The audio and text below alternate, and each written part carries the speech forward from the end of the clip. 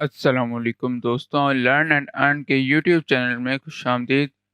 हमने अपनी पिछली वीडियोस में कुछ स्ट्रिंग्स की टाइप्स को देखा था कि किस तरह हम डिफरेंट स्ट्रिंग्स की टाइप्स क्रिएट कर सकते हैं और उनको किस तरह यूज़ कर सकते हैं स्ट्रिंग्स की टाइप्स को। तो आज की क्लास में जिन टॉपिक्स को हम डिस्कस करेंगे वो दो हैं।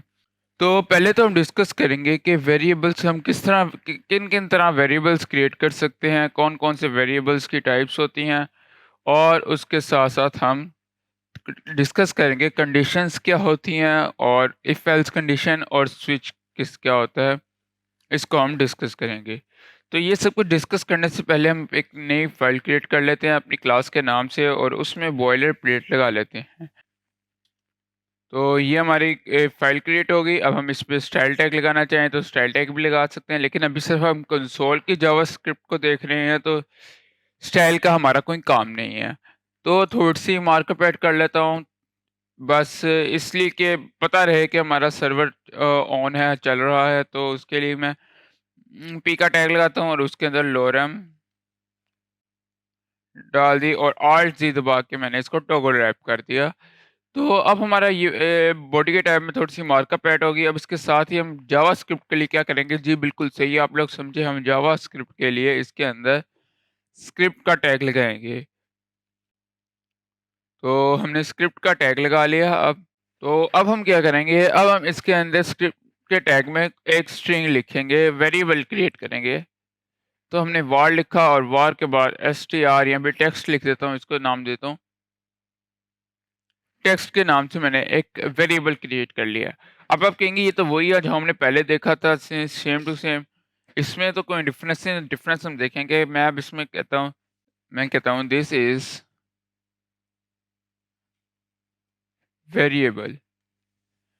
तो अब अगर हम देखें तो इसको, तो बेसिकली इसके साथ हमने वेरिएबल्स का जो वेरिएबल टाइप जो हमने इसकी यूज़ की है वो वार की यूज़ की है कि ये हमारा एक वेरिएबल है। तो मैं इसको कंसोल डॉट लॉग कर देता हूँ ताकि हम देख सकें।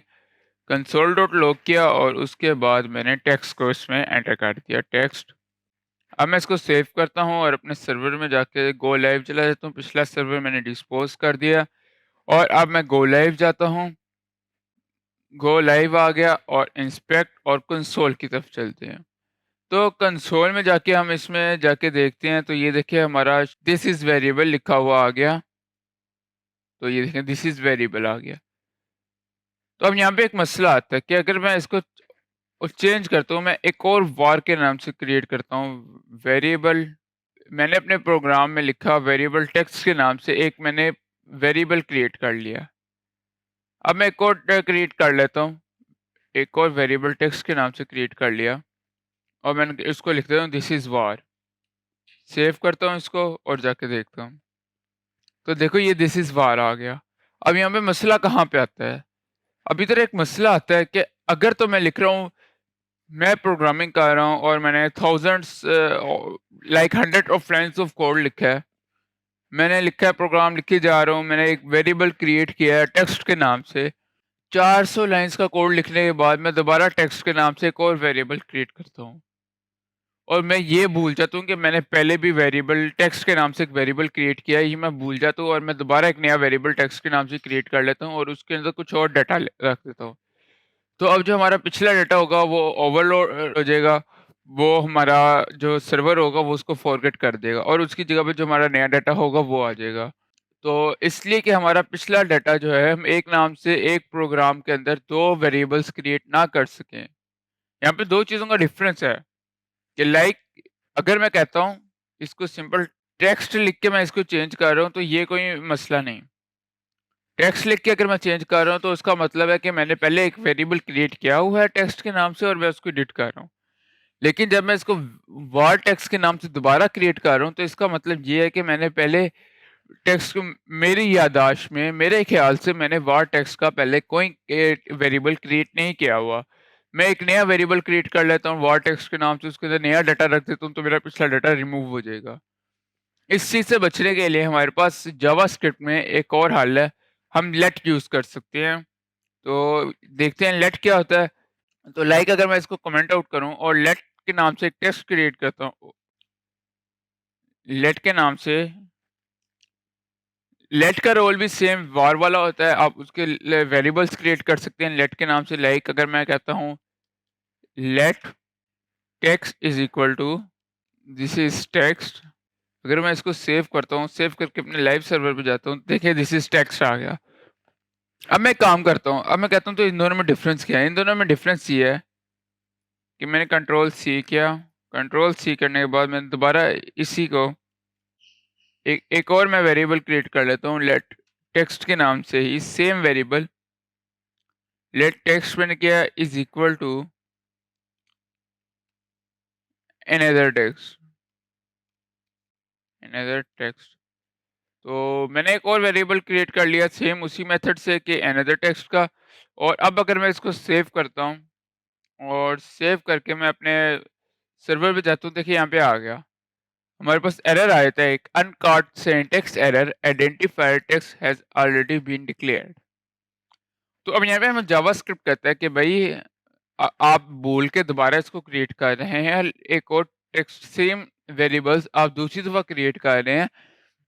टेक्स्ट का तो आप पहले डिक्लेयर कर चुके हुए हो, टेक्स्ट के नाम से तो आप एक वेरिएबल क्रिएट कर चुके हुए हो, आप दोबारा उससे नहीं क्रिएट कर सकते, आप तो उसकी जगह दोबारा कोई और वेरिएबल क्रिएट करें। इसका बेनिफिट ये होगा कि अगर मैं हंड्रेड्स ऑफ लाइन को छोड़े थाउजेंड्स ऑफ लाइन कोड भी लिख रहा हूँ और उसके अंदर मेरे से गलती से अगर मैं भूल के कोई नया वेरिएबल क्रिएट कर रहा हूँ पुराने वेरिएबल्स के नाम से, तो वो मुझे नहीं करने देगा। तो एक तो ये चीज़ होगी, ऊपर से जो हमारा वार होता है ना, ये होता है ग्लोबल लेवल का वेरिएबल होता है कि फॉर एग्जांपल आपने अगर कहीं पे वार डिक्लेयर कर दिया है, वार टेक्स्ट दिस इज वेरिएबल, तो उसके बाद आप उसके वही आपके फंक्शंस में भी चल जाएगा। फंक्शंस में आप क्रिएट करते हो तो वो आप कहीं पे भी एक्सेस कर सकते हो, फंक्शंस में कर सकते हो, किसी ब्लॉक में एक्सेस कर सकते हो, कहीं से भी एक्सेस कर सकते हो। जो लेट है, लेट को आप हिस्सा नहीं कर सकते, लेट के साथ आप हिस्सा नहीं कर सकते। फॉर एग्जांपल अगर मैं वो करके दिखाऊं कि अभी हमारा let text is equal to another text आ रहा था, तो मैं एक ब्लॉक क्रिएट करता हूं और उस ब्लॉक के अंदर मैं कहता हूं let text is equal to, और इसकी जगह पे मैं इसको देता हूँ ब्लॉक टेक्स्ट, और इसको मैं कमेंट आउट कर देता हूँ ताकि हमारा ये वाला एरर ना आए। तो आपने देखा हमने सिंपल एक ग्लोबल लेवल पे हमने जब दो लेट के टेक्स्ट क्रिएट करने, लेट के वेरिएबल्स क्रिएट करने चाहे, सेम नेम के दो लेट के साथ वेरिएबल्स हमने क्रिएट करने चाहे, तो हमें जावास्क्रिप्ट ने एक एरर दे दिया। लेकिन अब मैंने एक ग्लोबल लेवल पे क्रिएट कर रहा हूँ, अब मैं वही टेक्स्ट का सेम नेम का वेरिएबल मैं अपने एक ब्लॉक में क्रिएट कर रहा हूँ या एक फंक्शंस में क्रिएट करना चाहूँ या एक क्लास के अंदर क्रिएट करना चाहूँ, तो उसका क्या होगा, वो मुझे उसकी इजाज़त दे देगा। मैं इसको कंसोल डॉट लॉग कर देता हूँ और मैंने इसको सेव करता हूँ और जाके देखते हैं। तो देखिए ब्लॉक टेक्स्ट भी आ गया, दिस इज टेक्स्ट भी आ गया। अब यहाँ पे क्या हुआ, अब यहाँ पे मैंने कंसोल डॉट लॉग टेक्स्ट जो है ये इसके बाद इसलिए रखा कि आपको बता सकूं कि जो ये लेट टेक्स्ट है ना, इसका जो स्कोप है ना, वो ग्लोबल स्कोप है। हर जगह हम इसको एक्सेस कर सकते हैं, मास व इस ब्लॉक के अंदर। हम इसको इस ब्लॉक के अंदर एक्सेस नहीं कर सकते। अगर हम इस ब्लॉक के अंदर हमने दूसरा लेट के नाम से सेम नेम का वेरिएबल क्रिएट किया है, जो यहाँ पे ये वेरिएबल है, इसको हम इस ब्लॉक के बाहर क्रिएट नहीं एक्सेस नहीं कर सकते। बिगनर्स को थोड़ी मुश्किल होगी समझने के लिए, लेकिन जो होंगे ना जिन्होंने पहले दूसरी लैंग्वेजेस की हुई हैं, सी प्लस प्लस, जावास्क्रिप्ट, जावा वगैरह या पाइथन वगैरह, उनको पता होगा इस बात का कि हम जो ये हमारा ग्लोबल लेवल का नहीं है। इस वेरिएबल को जो सेम नेम का वेरिएबल है, इसको हम या कोई भी वेरिएबल है जो हमने इसके अंदर क्रिएट किया है लेट के साथ, इसके अंदर क्रिएट किया है, उसको हम इस ब्लॉक के बाहर एक्सेस नहीं कर सकते, उसको सिर्फ हम इस ब्लॉक के अंदर ही एक्सेस कर सकते हैं। लाइक अगर मैं आपको दिखाऊं, मैं इसको भी कमेंट आउट कर देता हूँ। तो अब हमारे सामने एक वेरिएबल है लेट टेक्स्ट का नाम से, वो ब्लॉक के अंदर है। अब मैं अगर इसको सेव करके वापस जाता हूँ, तो अब देखें इससे टेक्स्ट इज नॉट डिफाइंड आ रहा है कि यहाँ पे जो ये टेक्स्ट है ये डिफाइंड ही नहीं हुआ हुआ। तो इस जो ये वाला हम किसी भी फंक्शंस के अंदर जब भी कोई लेट के साथ वेरिएबल क्रिएट करते हैं, तो वो उस फंक्शन के बाहर एक्सेस नहीं हो सकता, उस ब्लॉक के बाहर एक्सेस नहीं हो सकता। तो ये बेनिफिट है हमें लेट और वॉर का। तो मैं इसको दोबारा कर देता हूँ और उसके साथ-साथ तो अब ये तो हमारा हो गया इट वे वार और लेट में डिफरेंस। अच्छा जो है ना लेट, अब आप लोगों ने क्या करना है, आप लोगों ने ना वार करवा देनी, छुट्टी टाटा बाय बाय वार को। आपने ना टेक्स्ट लेट को ही यूज करना है और लेट मैं भी अब आगे से हम लेट को ही यूज करेंगे क्योंकि अब हमने लेट से दोस्ती कर ली है, लेट हमारे काम आएगा। वार को अब हम यूज नहीं करेंगे, अब हम सिर्फ लेट को यूज करेंगे। तो आगे बढ़ते हैं, आगे हम एक और वेरिएबल्स की टाइप देखते हैं, कॉन्स्ट।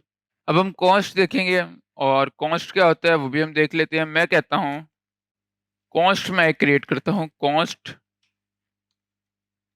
टेक्स्ट और इज इक्वल टू, मैं इसको कह देता हूँ अनचेंजेबल या फिर कांस्टेंट कह देता हूँ, कांस्टेंट कह दिया मैंने इसे। और मैं इसको सेव कर लेता हूँ, सेव करके देखते हैं क्या इफेक्ट आ रहा है। तो टेक्स्ट ऑलरेडी देखिए वो लेट के साथ हमने डिक्लेयर किया हुआ था, लेट के थ्रू हमने उसको क्रिएट किया हुआ था टेक्स्ट को, तो वो कह रहा है text has already been declared. तो इसको हम कमेंट आउट करेंगे या इसको वार कर देंगे तो फिर भी काम चल जाएगा। तो अब मैं इसको सेव करके जाता हूँ, देखता हूँ क्या आता है। देखिए कांस्टेंट आ गया। अब मैं क्या करता हूँ, मैं कहता हूँ टेक्स्ट इज इक्वल टू कौन, चलो सही है काम करेगा। सेव करता हूँ और सेव करके मैं इधर आता हूँ तो देखिए uncaught error assignment to constant variable. भाई ये क्या मसला आ गया, मैं इसको कमेंट आउट करता हूँ और देखता हूँ। मैंने वापस लेट पे गया, लेट को मैंने ऑन किया और इसके बाद मैं लिखता हूँ text is equal to text और इसको मैं सेव करता हूँ और जाके देखता हूँ यहाँ पे तो काम का आ रहा है, वहां पे क्यों नहीं का आ रहा। तो अब यहाँ पे मसला क्या आता है, जब भी आप किसी भी वेरिएबल टाइप को कांस्टेंट से क्रिएट करते हैं, कांस्ट कह के क्रिएट करते हैं, तो वो चेंज नहीं हो सकता। वार को आप चेंज कर सकते हैं, चेंज से मुराद ये नहीं कि आप उसको देखिए। अब मैं यहाँ पे इसको टेक्स्ट लिख रहा हूँ तो मैं इसको चेंज कर रहा हूँ, लेकिन अगर मैं इसको डिक्लेयर करूंगा ना, डिक्लेयर आप कैसे करेंगे, आप वार लिख के डिक्लेयर कर सकते हैं। ये मैंने एक वेरिएबल डिक्लेयर किया है, वार के साथ मैंने एक वेरिएबल डिक्लेयर किया, लेट लगाऊंगा, लेट लगा के मैं एक वेरिएबल डिक्लेयर करूंगा या एक वेरिएबल क्रिएट करूंगा। कॉन्स्ट लगा के मैं वेरिएबल डिक्लेयर करूंगा और जो टेक्स्ट लेट के बाद जो मैंने टेक्स्ट लगाया, इससे मैं वेरिएबल डिक्लेयर नहीं कर रहा, मैं अपने पिछले वेरिएबल को एडिट कर रहा हूँ। ये बात डिफरेंस समझ जाए, इसमें कंफ्यूज ना हो। तो जो कॉस्ट होता है ना, कॉस्ट ये आपका चेंज नहीं हो सकता। डिक्लेयर आपने एक दफ़ा इसको डिक्लेयर कर दिया, आपने इसको वैल्यू दे दी, फिर आप आगे इसको जहाँ मर्ज़ी अपने प्रोग्राम में जहाँ मर्ज़ी टेक्स्ट को यूज़ करेंगे, ये वही वैल्यू आपको यूज़ करेगा जो आपने ऊपर एक दफ़ा डिक्लेयर कर दी। आप वैल्यू अपनी सिर्फ कॉन्स्ट टेक्स्ट के यहाँ पे आके चेंज कर सकते हैं, एडिट कर सकते हैं तो होएगी। आगे जाके वैसे आपकी कॉन्स्ट की वैल्यू एडिट नहीं हो सकती, ये कांस्टेंट वैल्यू होती है। और अगर आप चाहते हैं कि आपने कोई लिखा है प्रोग्राम लिखा है और उसमें टेक्स्ट की सिर्फ एक ही वैल्यू हो, आप उसको चेंज नहीं करना चाह रहे, तो ये बेटर आइडिया होता है कि आप उसको कॉन्स्ट से क्रिएट करें बजाय इसके लेट के और या वार के। तो अब हम इसको कमेंट आउट करते हैं और अपने कंडीशंस की तरफ चलते हैं, हमारी कंडीशंस क्या होती हैं। तो अब हम इफ एल्स कंडीशन को देखेंगे, मैं इसको भी कमेंट आउट कर देता हूँ। अब कंडीशंस क्या होती हैं, तो कंडीशन होती है, आप फॉर एग्जांपल मैं यहाँ पे यूज करता हूँ let A is equal to या let S is equal to, मैं कह देता हूँ या फिर मैं आपको एक और बात टिप देता चाहूँ या रिकमेंडेड जो होता है कि आप ना कोई भी चीज़ यूज़ कर रहे हैं ना, कोई भी वेरिएबल क्रिएट कर रहे हैं तो उसको प्रॉपर नाम से क्रिएट किया करें। जैसे अगर आप एज क्रिएट कर रहे हैं, कहीं पे आप क्लास क्रिएट कर रहे हैं, कहीं पे किसी स्टूडेंट का नाम क्रिएट कर रहे हैं, तो उसको उसके नाम से क्रिएट किया करें। बेशक वो लंबा आ जाए लेकिन ये आपके डिबगिंग में बहुत ज़्यादा काम आता है। बजाय इसके कि एबीसीडी आप रख दें, आपको अच्छा लगेगा अगर आपके अब्बू ने आपका नाम बजाय इसके कि आपका नाम रखा होता कासिम के, आपके अम्मी अब्बू ने आपका नाम रखा होता एबीसीडी, तो वेरिएबल्स का नाम प्रॉपर नाम से रखा करें, ये आपके डिबगिंग में बहुत ज़्यादा काम आएगा। तो मैं कहता हूँ let age is equal to 18। मैंने इसकी एज 18 कह दी, वेरिएबल्स क्रिएट किया एज का, और उसकी एज मैंने कहा let age is equal to 18। तो अब मैं क्या करूँगा, मैं जाता हूँ इफ़ की कंडीशन लगाता हूँ। मैं कहता हूँ इफ़ स्टेटमेंट, मैं कहता हूँ कि इफ़ अगर ये ऐसा हो तो फिर ये काम हो जाए, अगर ये ऐसा ना हो तो ये काम हो जाए। तो ये हमारी कंडीशन लग गई है। तो अब हम इफ़ को देखते हैं। मैंने कहा इफ़ अगर एज हमारी 18 है, 18 की बजाय मैं इसको कर देता हूँ 45 कर देता हूँ, या 35 कर देता हूँ। मैं इसे 25 कर दी, मैंने कहा एज 25 है। अब हम कंडीशन लगाएँगे if age is less than, कहता हूँ if age is less than, या फिर if age is greater than कह दूँ। तो लेस देन 18 है, तो प्रिंट हो हमारे यहाँ पे आ जाए और हो कंसोल डॉट लॉग, और उसके अंदर हमारा प्रिंट हो जाए नॉट एलिजिबल। तो इसके साथ मैं कहता हूँ एल्स, एल्स हमारा प्रिंट आउट हो जाए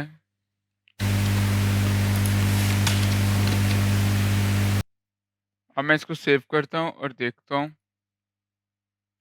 एलिजिबल आ गया।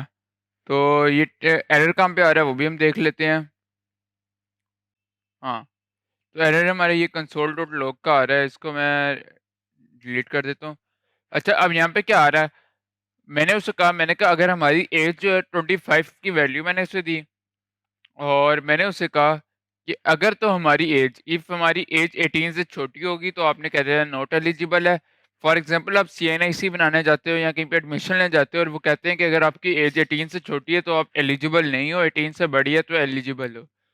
तो मैंने इससे कहा अगर आपकी एज जो यहाँ पे लेट में जो भी एज होगी अगर ये 18 से छोटी है तो आप नॉट एलिजिबल हो, एल्स आपने प्रिंट कर देना है एलिजिबल हो।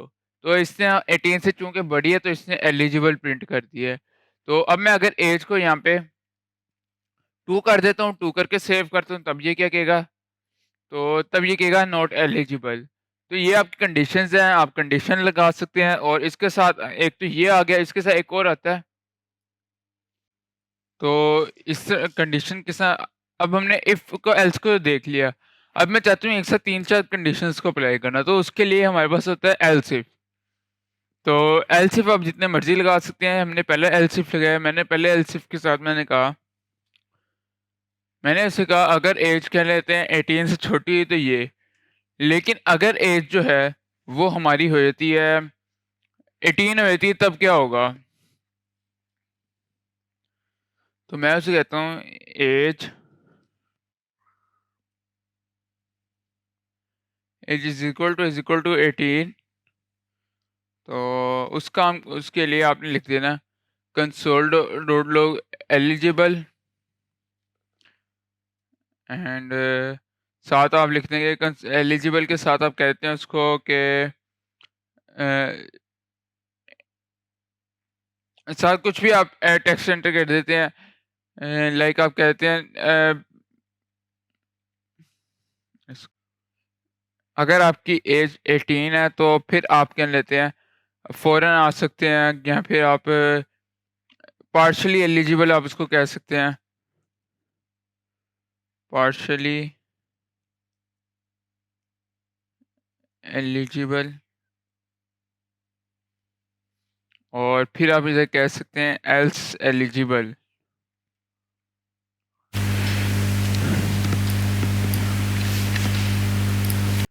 तो अब क्या होगा, अब हम देख लेते हैं इसको। जैसे ही हमने इसकी एज को जो 2 की हुई थी तो नॉट एलिजिबल आएगा, नॉट एलिजिबल। जैसे ही हम 18 से बड़ी करेंगे तो एलिजिबल आएगा। लेकिन अगर हम इसको 18 कर देते हैं, कि मैं अगर यहाँ पे इसको कहता हूँ 18 इसमें कहता हूँ, और सेव करके हम वापस अपने ब्राउज़र पे जाते हैं, तब देखिए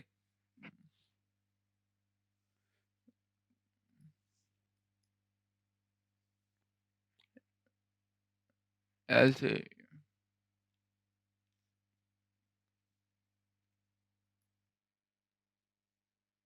और तो देखिए 18 पे पार्शियली एलिजिबल आ गया। तो ये हमारी इफ एल्स कंडीशंस थी। इसके साथ-साथ हमारे सेम इफ एल्स की तरह की एक और कंडीशन आ जाती है, स्विच आ जाती हैं। तो हम देखते हैं स्विच का क्या रोल होता है, वो भी हम देख लेते हैं। तो हम स्विच पे जाते हैं और स्विच, तो हमने स्विच स्टेटमेंट लगाई। इसमें स्विच में मैं सबसे पहले यहाँ पे जाते हैं और एक कॉन्स्ट क्रिएट कर लेते हैं, या आप लेट एज को भी लेके चल सकते हैं कि लाइक अगर हमारी एज 18 है तो हमारी यहाँ पे की में हम क्या देंगे, की में हम एज दे देते हैं। मैंने स्विच एज दिया और उसकी वैल्यूज़ क्या देंगे, तो वैल्यू मैं इसकी चेंज करके दे देता हूँ। मैं कहता हूँ कि अगर हमारी वैल्यू 18 से कम हो, लाइक मैं इसे कह दूँ कि हमारी वैल्यू है 7 हमारी वैल्यू, तो आपने क्या करना है, आपने इसको कहना है कि console.log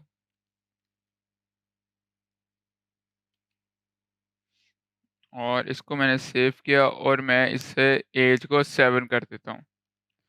तो ये भी हमारा इफ एल्स की तरह ही काम करता है, आप दोनों में से कोई भी यूज़ कर सकते हैं। ये काफ़ी सवाल आता है कि हम कौन से वाला यूज़ करें, तो इधर मैं जाता हूँ, इसको सेव कर लेता हूँ।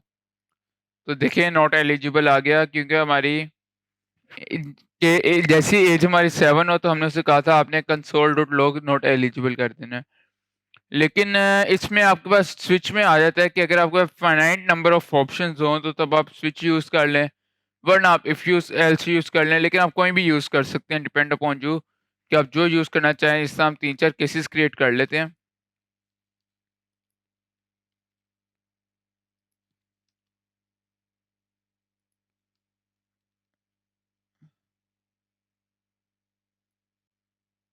और इधर हम कहते हैं 27, इसको हम कहते हैं 18 और इसको हम कहते हैं पार्शियली एलिजिबल। सेम वही काम हम कर रहे हैं लेकिन इस दफ़ा हम स्विच के थ्रू कर रहे हैं। तो अब मैं अगर इसको सेव करूं और एज को मैं 7 किया था तो नॉट एलिजिबल आया था। जैसे ही मैं इसको कर देता हूं 18 तो ये पार्शियली एलिजिबल आ जाएगा। हम इसको सेव करते हैं और सेव करके अपने सर्वर में जाते हैं और देखते हैं। तो देखिए पार्शियली एलिजिबल आ गया। तो बे डिफ़ॉल्ट वैल्यू अगर आप दे देंगे, अगर इन तीनों में से जो हमने दिए हैं केस 7, केस 18, मैं इसको फॉर्मेट कर लूँ थोड़ा-सा। तो केस 7, केस 18, केस 27 में से अगर ये तीनों केसेस नहीं होते तब क्या है? तो वो वैल्यू दे देते हैं, तो वो हम इसे कहते हैं।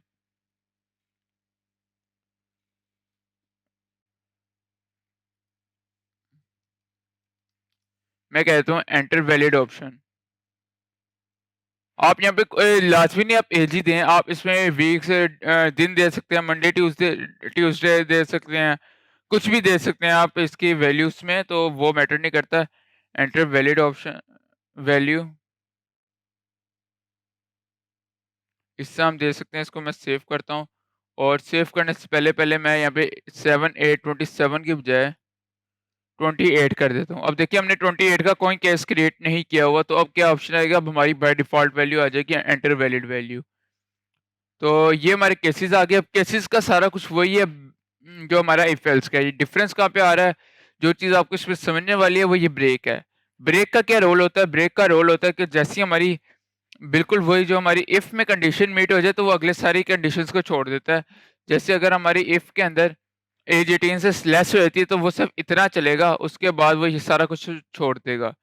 तो ब्रेक का रोल ये होता है, ब्रेक का रोल होता है कि अगर हमारी ये एज के 7 मैच रहता है हमारे कंडीशन के साथ, जो हमने वैल्यू दी हुई है उसके साथ हमारा केस मैच हो जाता है, तो यहाँ पे ब्रेक हो जाए, स्विच से बाहर आ जाए यहाँ से और नेक्स्ट कोड डिबग करना शुरू हो जाए। और अगर हमारा केस 18 में मैच हो जाता है तो यहाँ पे यहाँ से वो हमारे स्विच से बाहर आ जाए। अगर हम ब्रेक नहीं लगाते तो उसका नुकसान क्या होगा, वो तमाम वैल्यूज़ को रन करता जाएगा। तो हम इसको देख लेते हैं ब्रेक को। देखें, मैंने ब्रेक नहीं लगाई, जैसे ही मैं 7 करता हूँ इसकी वैल्यू तब ये रुक जाएगा, वरना ये रन होता जाएगा। तो मैं इसको 7 करता हूँ, 7 करके मैं इसको सेव करता हूँ और देखिए नॉट एलिजिबल आ गया। लेकिन अगर मैं इसको 7 की बजाय कर दूँ 18 तो मैं इसको 18 कर देता हूँ, सेव करता हूँ। तो अब अगर हमने 18 से आगे ब्रेक नहीं लगाया हुआ तो उसने partially eligible, eligible, enter valid value आगे की सारी ऑप्शंस उसने प्रिंट कर दी। तो ब्रेक लाज़मी लगाइएगा जब आप स्विच को यूज़ कर रहे हो तो ये बहुत ज़्यादा काम आएगा। ब्रेक का पर्पस आपको समझ आ गया होगा कि वो जहाँ से भी कंडीशन मैच हुई उसने उसके बाद अपने स्विच से बाहर आ गया। तो ये हमारी कंडीशंस थी, स्विच था और कुछ वेरिएबल्स की टाइप्स हमने देखी। तो आज के लिए इतना ही, मिलते हैं अगली वीडियो में। खुदा हाफ़िज़।